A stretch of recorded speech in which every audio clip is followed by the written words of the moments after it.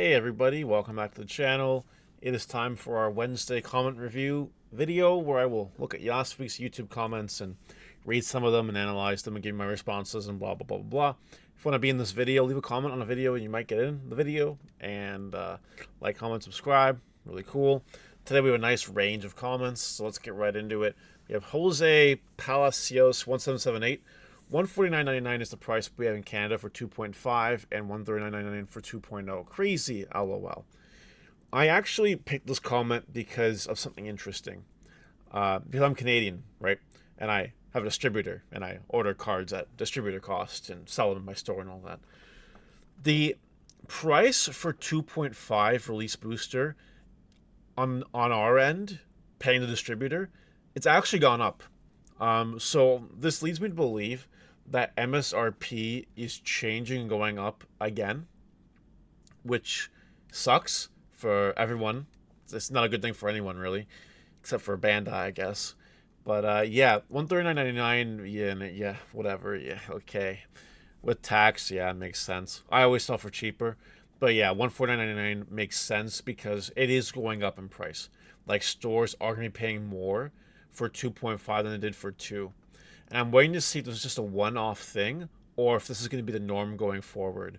So when we eventually get BT21, if it's the same price as 2.5, then we'll have a discussion around it. But until then, yes, it is more expensive, and it probably is just going to be the next increase we see. But yeah, it is. Everything's more expensive in Canada. It is just the way it is. Devin and Vias, I guess. Respectfully, I have to disagree with your NSP comments. I'm relatively new to the game, started in February with Yellow Vaccine and shortly after Imperial, but I'm getting more depth to the game. Example, I managed 64th at September online regionals with Angel-based Yellow Vaccine. I've been maining NSP during my October sabbatical from Yellow Vaccine, and I must say this deck is wicked fun, and I am still managing top locals with it 3rd, 9th, 6th, 16th this past week. Honestly, the deck is cheap. Just try for week 2. There is only one Emperor to whom Shoto bows down to. His name is EX7 Tono-sama Gekkomon. Yeah, and Gekkomon. I read this comment.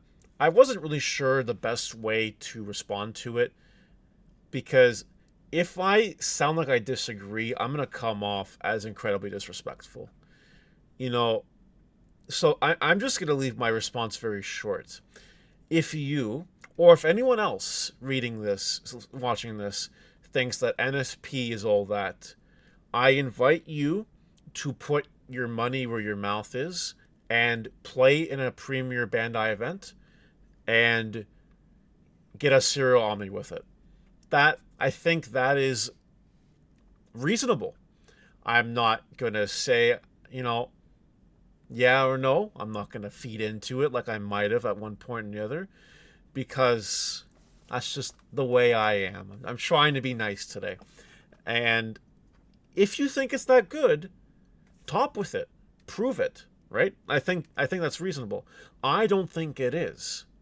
I really don't think it is. I would never try to top an event with it the way it currently stands, because we actually tested this deck when the X7 came out. For those of you that are newer to my channel, here's how this works, right? I have deck profiles that I release currently right now only on YouTube membership and Patreon and on Twitch live stream. I don't do deck profile videos on the channel anymore, but the decks that I do provide on those outlets, we extensively test them. They have to get really good results in our playtesting group or at an event, a Bandai Premier event, right? Has to do well. Minimum conversion percentage for a deck to have just a picture taken of it or whatever has to win 69% of its matches on a sample size of 10 or higher, and it has to be able to defeat top tier decks doing it. Like, for example, when we tested NSP, the store of the format, we tested it against Imperial, tested it against Demon Lords, tested it against Blue and Red Hybrid, tested it against even decks like Musketeers, and the Shoes and all that. And it just did shit. It was just shit, poop, crap. I tried it. It was crap. A couple other guys in the testing group tested it. It was crap. But Just take my stuff away from it. If you think it's that good, prove me wrong and top an event with it. Otherwise, then this whole discussion is just fugazi. It's worth nothing. Just a waste of time. Rickford. Should I pre-order Have You BT21? It's a bit different since worldwide release. Enjoy your Canadian Thanksgiving. Thank you, I did. And I think BT21 is going to be a turning point in Digimon, so I would. Because it's not going to be us following along Japan anymore. It's going to be the whole world fighting at the same time, trying to come up to see who has the best meta. Who's going to do it better. I think that's exciting. I really do. So I do think that that's a good set to pre-order your boxes. Yeah, absolutely. Yeah, at retail. Nothing more expensive than retail, though. Yeah. Don't buy the pre-sale singles, though. Don't do that. What happened? Alright.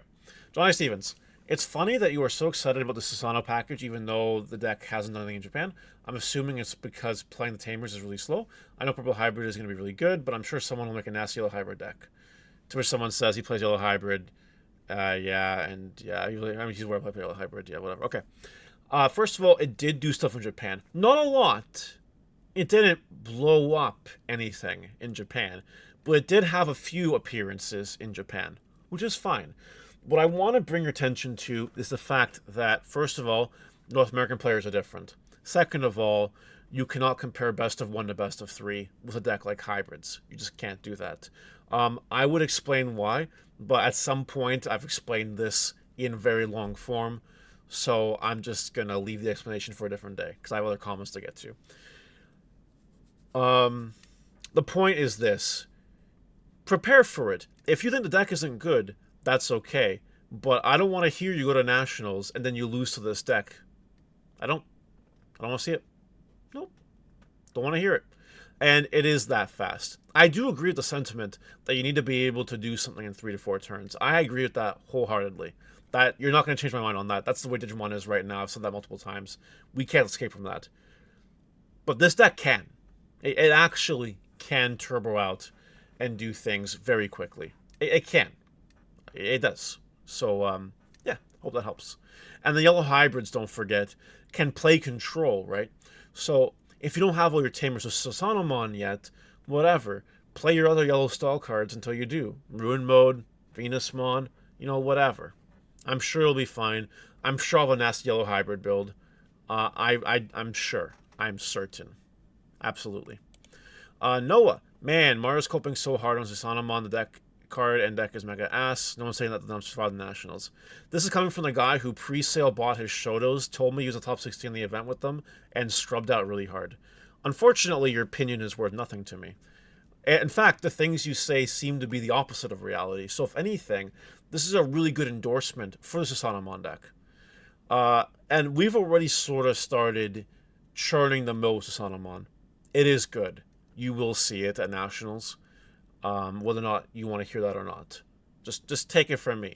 You will. Zero. Cough. Digimon equals YuGiOh but no hand traps. Cough. Yeah. The hand traps are very limited in the sense that it can only be activated during a battle. But yeah. YuGiOh and Digimon function very similarly right now. It's all about either build big boards in OTK, or you lose. If you don't have the hand traps to stop it. It's the same. It's actually the same game now, which is kind of crazy. The whole reason I had for dropping Digimon, or YuGiOh for Digimon in the first place when the game came out, is gone. So now I'm just sticking with Digimon, because I'm sticking with Digimon right now. I just am. It's fun. Whatever. We'll see what happens, though. One Day of Peace. Remember when Mario was a Mirage Gagumon non-believer? Lol? Yeah.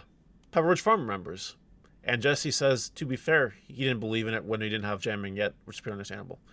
Look, you guys remember, you guys were obviously here for this. I thought Mirage up until BT16 was crap.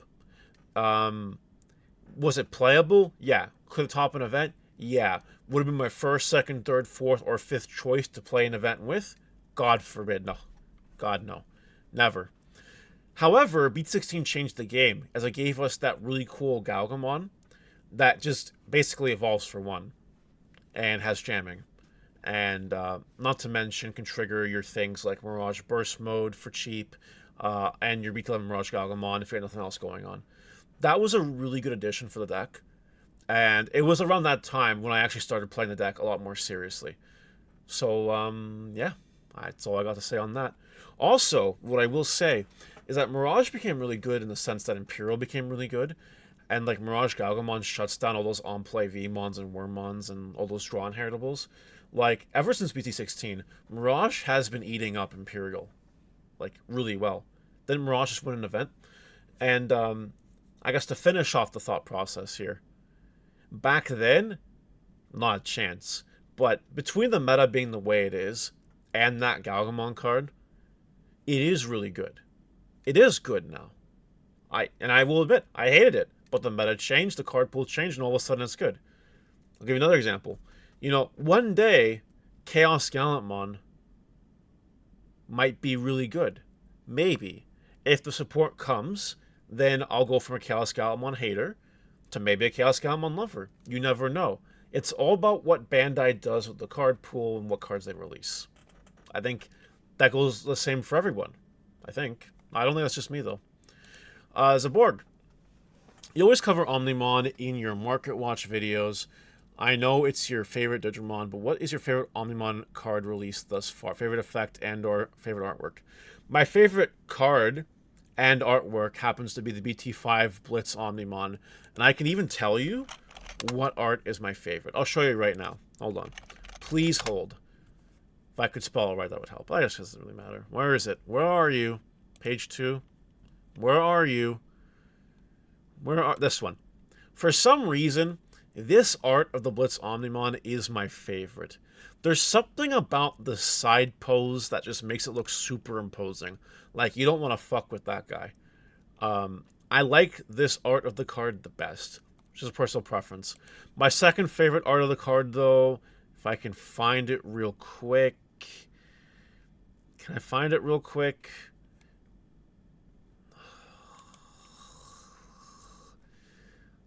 This one. This is my second favorite art. And it is close. Something about it, just killing Diaboromon over here is really cool. But yeah, that's that. I hope you enjoyed that answer. Benjamin Wisman. BT3 Davis is more useful now than he's ever been, so the price on him makes sense. He should have been a resistance booster, but he was neglected for some reason. I don't know if more useful than he's ever been is an accurate statement, but it is very useful right now. So, yeah. True. Bad Wolf. Oh yeah, Mario's perspective on what's going wrong with Diaboromon. XD, Lamau, it's good, but not good. Yeah, like Diaboromon's not topping any events. You know, it got all that support. What's it done with it, right? You know what I mean?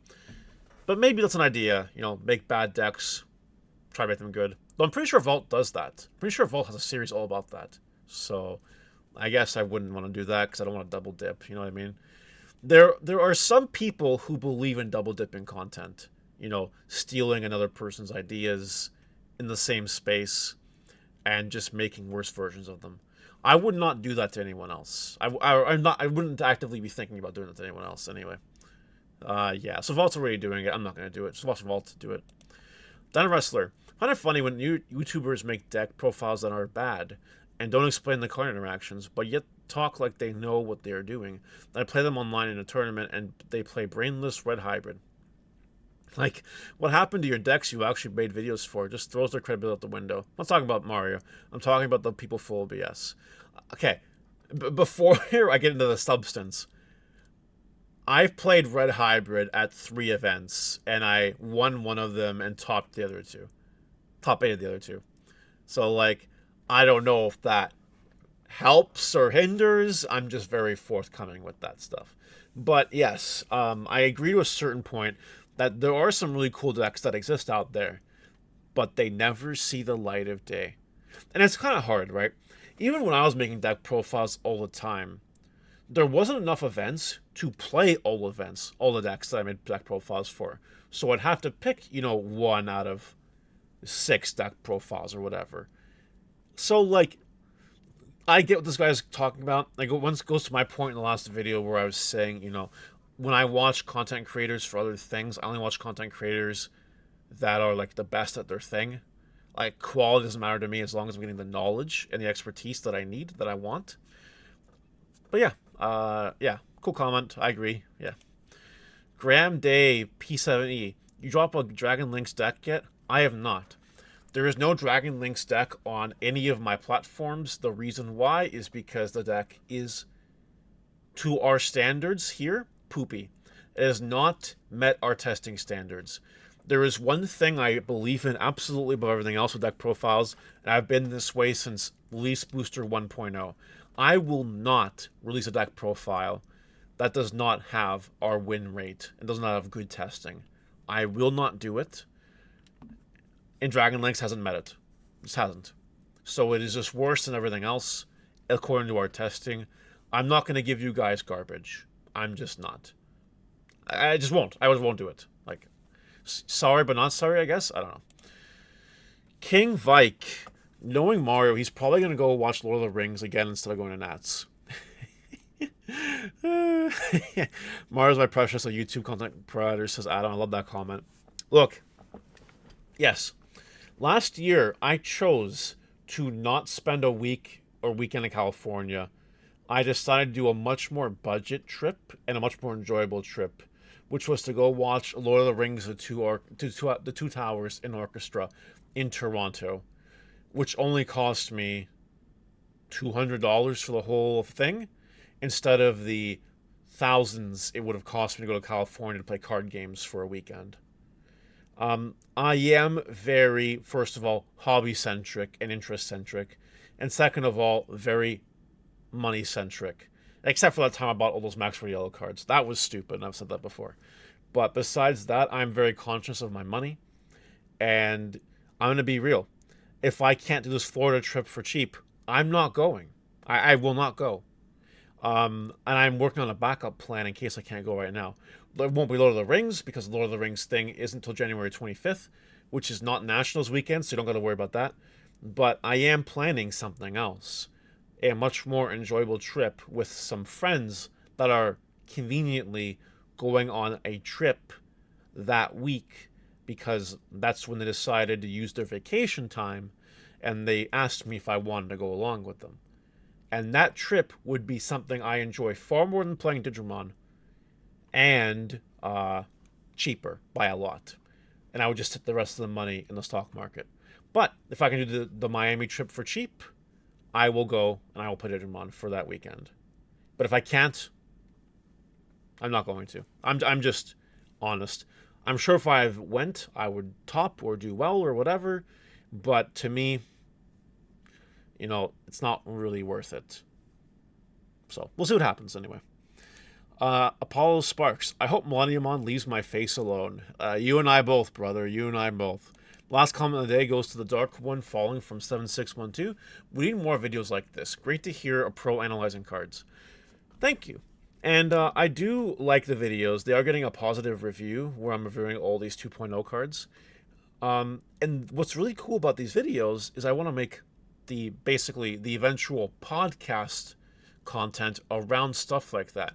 Like, it would be a main part of those podcasts, revealing cards as they are revealed, or analyzing cards once they're revealed. And it'll be a lot cooler to do it once we're on the same page as Japan.